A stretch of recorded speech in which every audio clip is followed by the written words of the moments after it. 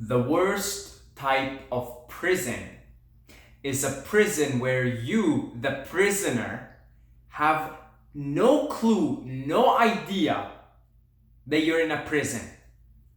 It's one thing if the police comes right now, knocks on the door, takes you and says, well, you've done this, this and that, and we're gonna have to lock you up in prison for 5 years. Well, you know, and you could get a lawyer and you could maybe get a bail and do a bunch of things because you know you're in prison, you know you're a prisoner. And you take actions to either reduce your sentence or prove yourself innocent, get a good lawyer, etc. But the worst type of prison is a prison where you think you're free. You're under the illusion, the persistent illusion that you're free. Meanwhile, you are a prisoner. And I mean, that is the most sophisticated type of prison.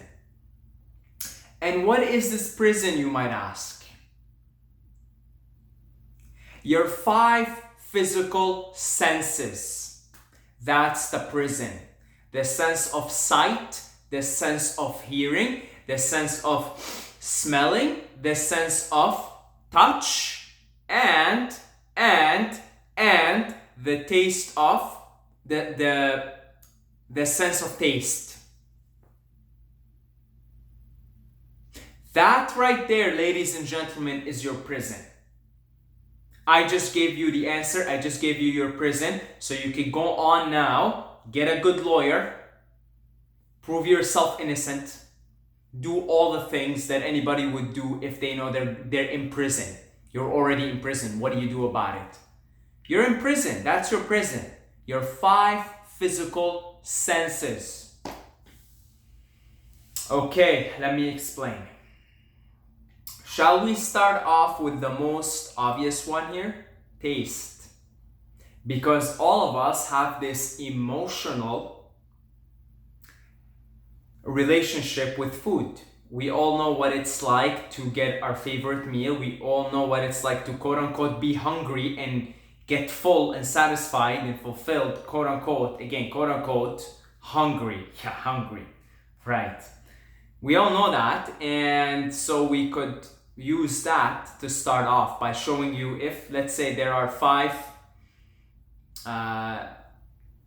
different foundations to your prison, this would be one of them, is the taste.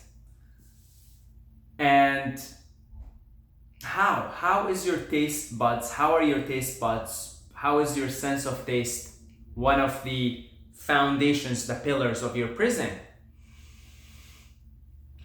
Well, you're walking by, and you know what, we could use smell here while we're at it. You're walking by, it's a really nice day, you know, it's 20 degrees and sunny, and you're walking by and you smell something.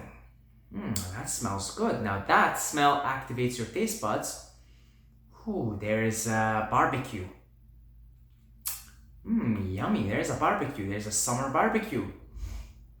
It's nice, it's 20 degrees, it's sunny, it's spring. 20 degrees is not summer weather, it's a spring barbecue.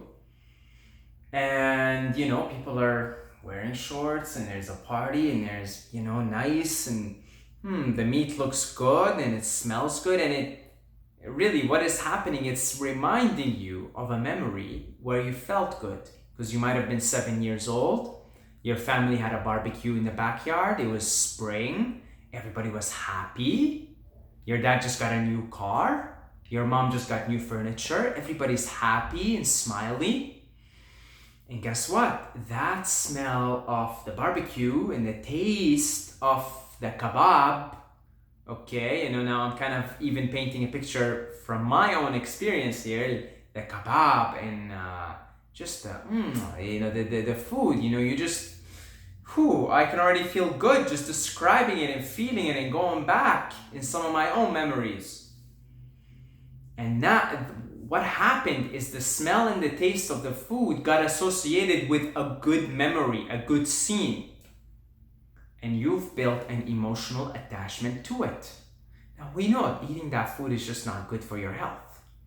Okay, it just isn't. Even if you're a meat eater, you know that just eating processed food, processed meat, farm meat is just not good for you. And so, of course, for me speaking, all the meat that I ate growing up was farm meat, basically.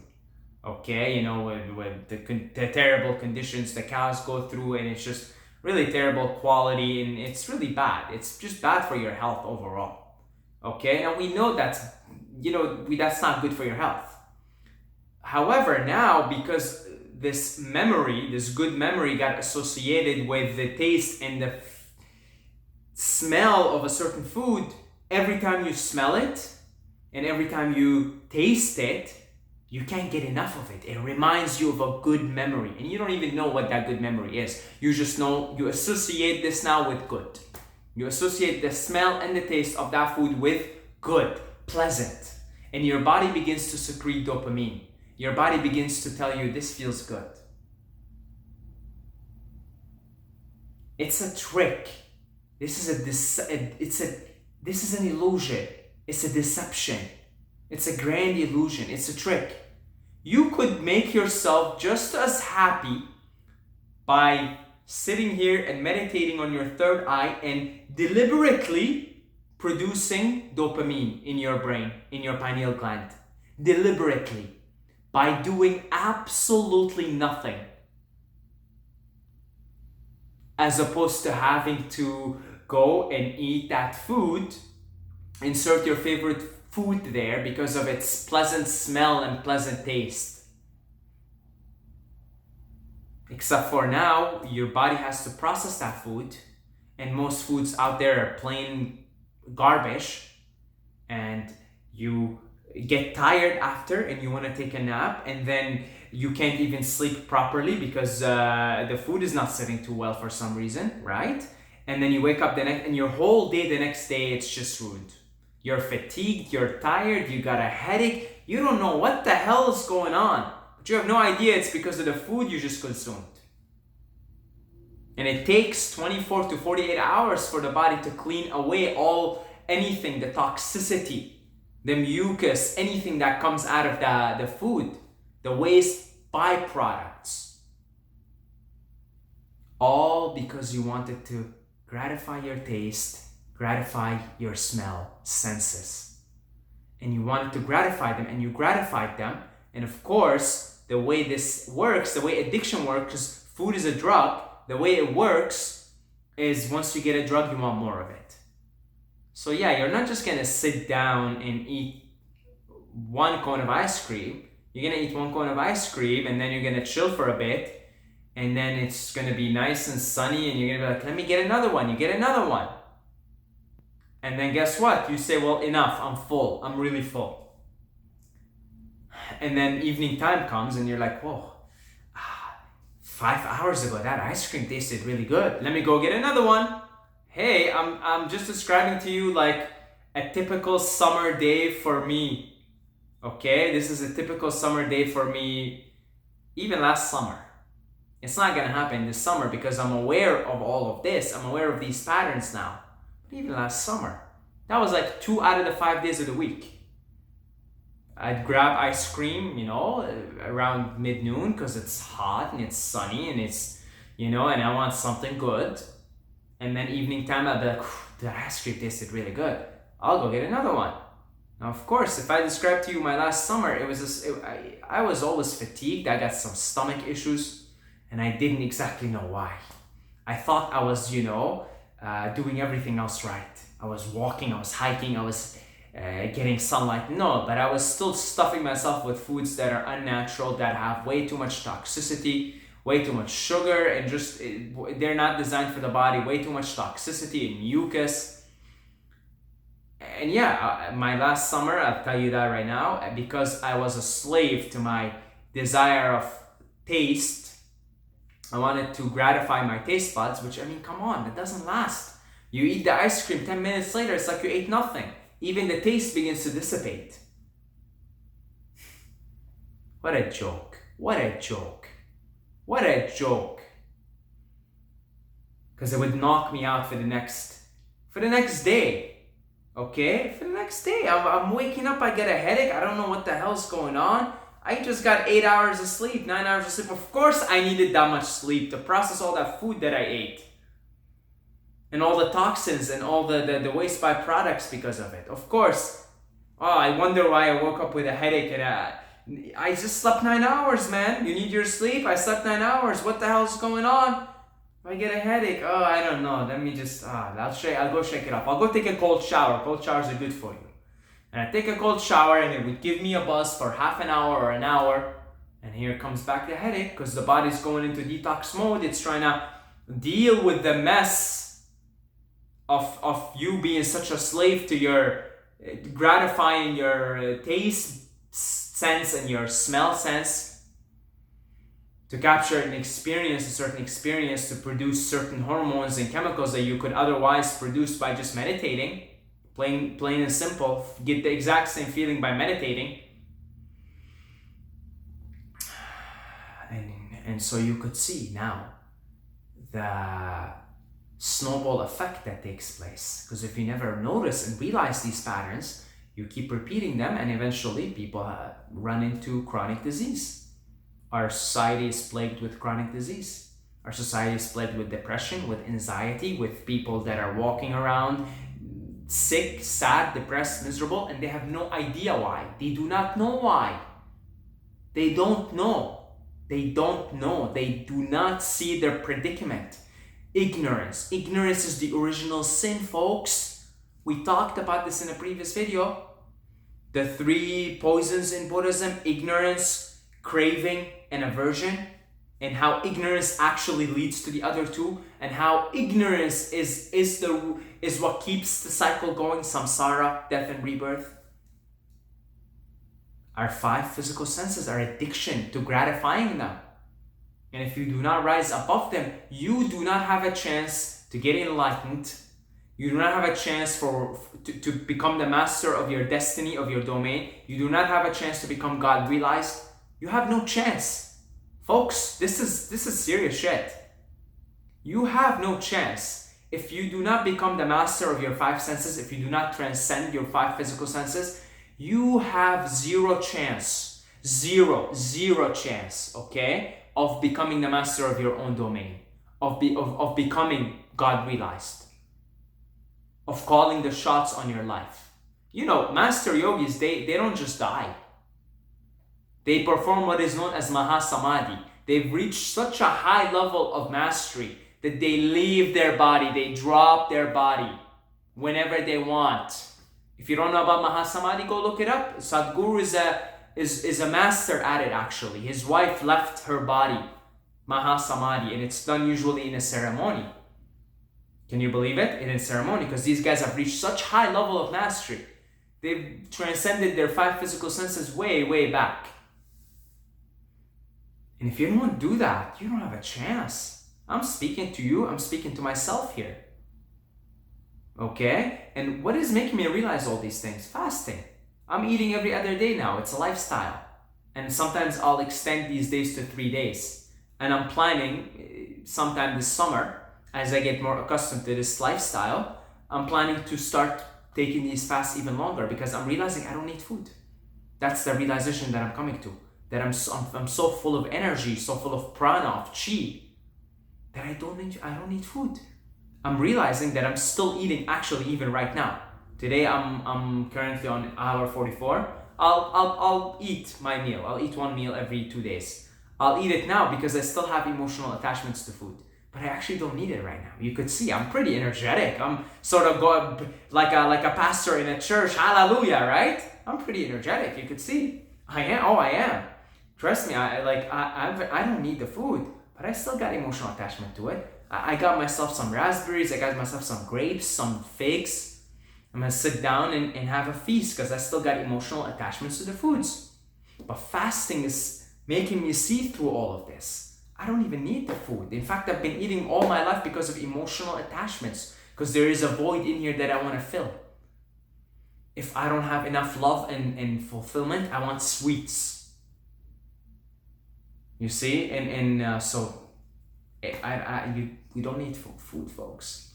We don't need. We're powered by the life force, prana, energy, chi, and we are energy, and it's infinite. So you're infinite energy. Jesus said, do not rely on bread solely for your food. Now, when he was saying bread, Jesus was not a nutritionist. Okay, he wasn't saying eat bread and eat fish and eat fruits and eat vegetables. No, bread meant food. Okay, he said, do not rely on bread alone to eat. Something like that. Paraphrase it. Okay. Because actually you don't even need it. That's the truth. And you don't need it. And that's what I'm realizing now is you don't need food. So then, but look at the trouble we go through because we want to gratify our taste buds, because we want to gratify our taste and smell senses through the food. Look at all the trouble we go through. I'm talking about health trouble, folks. We sleep 8 hours a day because we need to process our food and digest it. Very, very heavy price for 5 minutes of glory. Very heavy price. And the price isn't just the heaviness of having to sleep too much, having to feel the fatigue, having to feel tired, having to feel low on energy. Pain associated with digestive pain. It's a very heavy price, folks. Being addicted, being a slave to our 5 senses, being in this prison, just totally lost in it, totally dictated by it. Ooh, this tastes good, this smells good. I gotta have it, I gotta eat it. Very, very heavy price. Ignorance. That's what keeping us creating karma. Oh, I'm hungry, I gotta go eat. And then you go driving like a maniac in traffic, in the streets. You know how much karma you're creating now? Because you've just made this person pissed off. You've added negativity to their life because you want to go and fulfill your hunger and your craving. Oh my God. Once you realize our human predicament, you got no other choice but compassion for yourself and for the predicament of all beings. Okay, taste, you could see now. And I will talk more about this because, fasting is sort of I talk about breatharianism often in these videos, right? I am I'm transitioning. I'm eating every other day now. It won't be too long before I'm eating every 3 days. It won't be too long before I'm doing these long fasts because it's not fast. I'm eating sunlight. I'm eating prana. I'm eating chi. Even now, look, I'm so animated and energized because I'm talking to you. I feel like I'm talking to you guys. So there's an energetic exchange that is actually raising the energy in me. Okay? So then you realize all these things. My God, my 5 senses. I've been in prison and I don't even know it. I don't get a chance for God realization unless I rise, transcend it. Okay. Let's talk about another sense here. Sight. Oh, look at those big tits. Ooh, look at that ass. Look at that ass. She's hot. She's a 10 out of 10. Knockout. You place him, you're a woman, same thing. He's tall, he's handsome. Oh, he's got beautiful hair. Oh, beautiful muscles. You put that object because you saw the object, and if your eyes were closed, you wouldn't know if that person was hot or not. You wouldn't know anything about them. But your eyes fooled you, and now you put that person on a pedestal. And now you spend nights you can't sleep because you're thinking about the exotic qualities of that person. And what would possessing them would do to you? What would possessing those tits and that ass? And what would possessing those big muscles would give you this experience of pleasure and joy for possessing it? And how much trouble do you go through just to gratify that your sexual desire, your desire for power, for lust, for possession? My God, how many nights go sleepless where you could have gotten some good solid sleep, so you woke up the next day and you actually did something with your life? You actually progressed it. You moved closer to God realization as opposed to, being fixated with an object. How much time do you put in just to please and impress the opposite sex? How much energy? And sometimes you get lucky and sometimes you don't. Sometimes you do gratify and a lot of times you don't. You don't get lucky. And it's like, wow, just because this fooled me first of all. So I put this person on a pedestal and I have to act a certain way and do certain things because this is a 10 out of 10 and I want to possess this object, baby. And then your touch comes into hand because you want to gratify your touch senses, all the pleasures and the pleasurable sensations that you get out of sexual contact with another person, physical contact. How much do you have to do just to do that, just to gratify? For, let's say, an hour, not 5 minutes, but an hour of glory. Let's talk, you have sex for an hour, that's an hour of glory.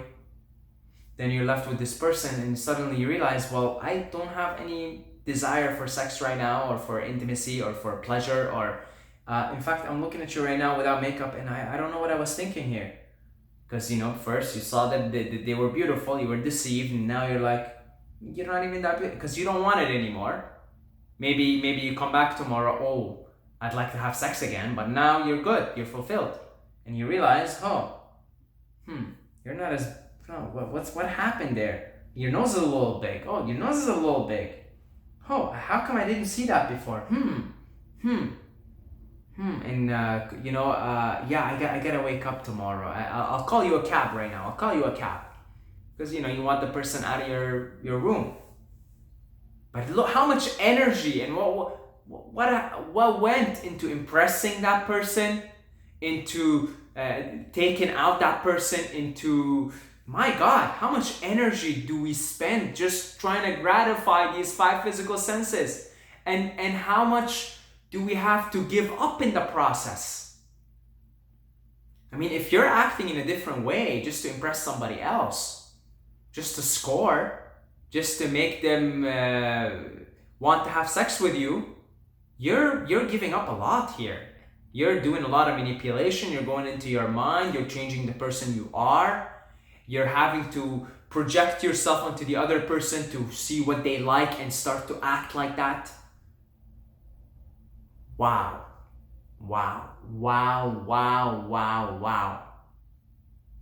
Because you see somebody that's hot with your sight. Wow, she's hot, he's hot.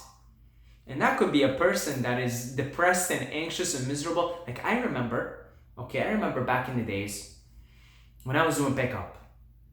And I remember this, physically absolutely appealing girl. Okay, just very physically appealing. Nice height, okay, just a really nice figure, really nice figure, and a pretty face that had a lot of makeup on it, but pretty face, anybody would see this girl, wow, she's hot. Now I was in a pickup phase, so I thought I'd go to the hottest girls and I'd talk to them. So I went up to her, I talked to her, and I did my little act there, and I impressed her, and I got her number. And my friend was there, and of course they're like, oh, look at you got the hot girl, you got her number, you impressed her. Little later, I start to get to know her. Turns out, poor girl, she's got some issues, she's depressed, her parents are divorced, her dad left them, and she's just a miserable person in her life, and she actually has a lot of anxiety. Even when I went to talk to her the first time, she was anxious. She didn't look at her as this hot girl. No. She knew herself as this anxious, insecure girl. And meanwhile, everybody else looked at her as hot because everybody else was deceived by this. All the meanwhile, she's just trying to cover up her insecurity with looking pretty and appealing for the rest of society. Deception. This is the grand illusion. This is Maya. This is the illusion, folks. This is Maya. And it's our 5 physical senses. That's the prison. That's Maya. Once you transcend the prison, once you rise above the five senses, you're no longer addicted to them, you're no longer driven by them, you could enjoy them. You could enjoy them. You could enjoy a nice meal. You could enjoy having sex with someone you love. You could enjoy a beautiful scenery in nature.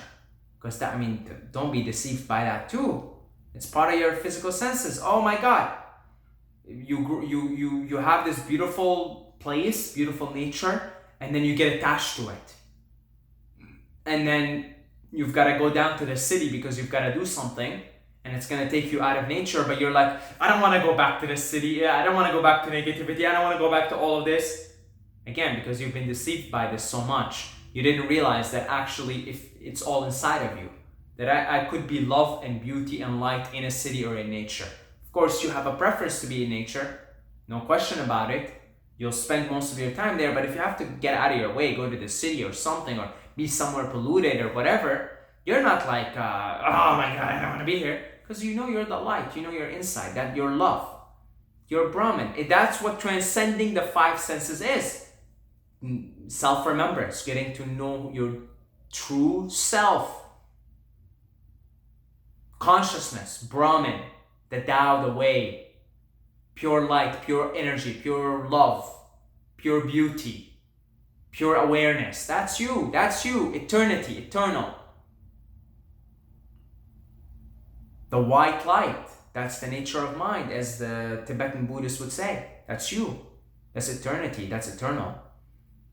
And you're just experiencing yourself in this limited, finite experience, and the suit, the space suit, the physical body, and the senses, it's five senses and the nervous system that runs through them. That's just, that you're just experiencing life through it, and you go on experiencing. Don't stop experiencing. Enjoy it. I mean, my God, looking at a beautiful tree and just being in mountains and stuff. I mean, wow. I want to do that for the rest of my life, folks. I'm moving to Thailand. I'm moving to Thailand because of it. Because of this sense. But don't be fooled by it. Don't be fooled. Only and only can you enjoy Maya and actually be with Maya and enjoy her company through the five senses once you've transcended Maya. If you have not transcended Maya, you're in prison. You're in prison. What's the prison here? Because you eat something, you're addicted to it, and you build emotional attachment to it. But if you just look at it, it's an experience. You sit down and eat, it's an experience. Oh, that tasted good. That was really good. Okay, moving on, next experience. Okay, you see how this is crazy. Once you start to realize these things, see through them, you're like, wow, I've really been asleep all this time. I've really been in prison. I had no idea. Wow, just being driven. And the price we have to pay, our health. Our health. That's the worst. It's health. Our health. Our dignity. The things we have to do just to impress others. Just to gain the validation of the sex that we're interested in. I don't want to say the opposite sex anymore. Some people are interested in the same sex. But let's say just impressing others, the energy we put, the things we do, the dignity we lose, the authenticity we lose in the process. Because we're deluded by our senses, because we want to gratify them. Either we want to gratify them or we're deluded by them. So you see somebody, you deem them as hot, you're deluded now. Their physical beauty deludes you completely into seeing through who they are. What's this person like? Who they are, and who is even beyond that, beyond the mask. And then you wanting to gratify the senses. You know, the sexual organ wants to get gratified. The nervous system wants to feel good. The problem with all these experiences, they're all finite. It's 5 minutes of glory, 10 minutes of glory. An orgasm, how long does that last? 30 seconds? And then here we go again. And then if you don't know who you are, you go back in this vicious cycle. Gratify. Okay, next sense. People often say, oh, I have sex and then I'm hungry after. No, you're not hungry. You just went, now this sense is gratified. You're used to navigating from one sense to another. So now you go on for your next sense. I gotta gratify the taste now. And you go, you're hungry. You're hungry, so-called. No, you want to just, now you're moving on to the next sense until you recharge up again. Maybe tomorrow again, you're horny again and you want to gratify that sense. And you go taste something. Then you're like, okay, you go watch a movie because you want to gratify this and this, the auditory. Okay, you want to hear something, you want to be stimulated. But all these experiences are finite, and the problem is we're paying a heavy price. It's our health. Most of the times it's just our plain good old health. Forget everything else. It's health, folks. Pain. Everybody's in pain. This planet is a sea of suffering.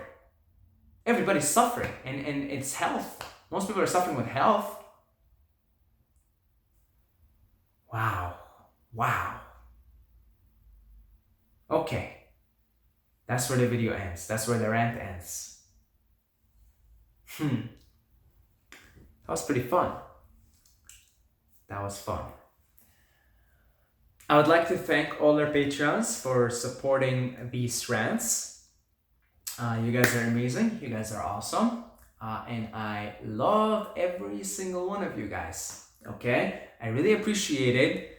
I'm doing one hell of a job with my videos lately, and I know it. And I'm doing this part-time, mind you. I would love to do this full-time. You can only imagine the type of rants. I mean, I'd love to, if I dedicate myself full-time to YouTube, you'll probably see daily videos that are like an hour plus. Okay, like just going on and on. So if you pledge your support via Patreon, one day I'll be able to do this full-time. And you could pledge your support with as little as $2 a month. Okay? So I would really appreciate you throwing anything my way, especially if it's $2 a month. It really doesn't cost you anything. Just put it in there, forget about it. You're there, more people come in and they support, and boom, one day I can do this full time. Then imagine having like 2 hour plus videos of Saeed every single day. That'd be pretty cool, wouldn't it? Going on about his rants, like preaching like some crazed up pastor in a church. So hopefully this was fun and entertaining. I mean,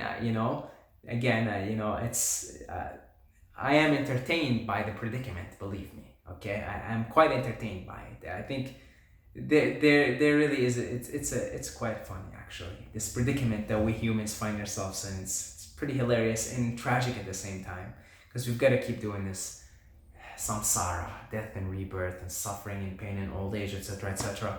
But we've got to see through these, folks. We've got to see. That's what the Buddha saw. That's what all these